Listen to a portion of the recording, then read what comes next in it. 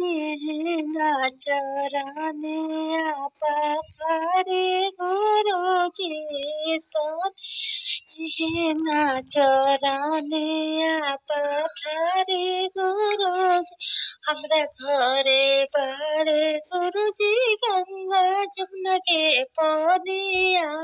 हमरा घरे ईश्वर गंगा जमुना के पानी अपनायो जोरी से चरण पखार गुरुजी अपनायो चरण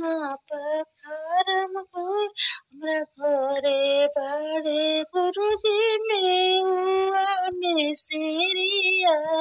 हमरा अरे गुरुजी मेउआ मिसरी अपनाया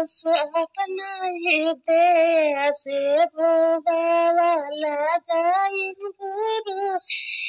अपना हृदय से भोगावा लगाइन घरे बाड़े गुरुजी दूध घिउआ बतिया हमरा घर गुरुजी धूपय अगरबत्ती अपना नयना से ज्योतिया जलाई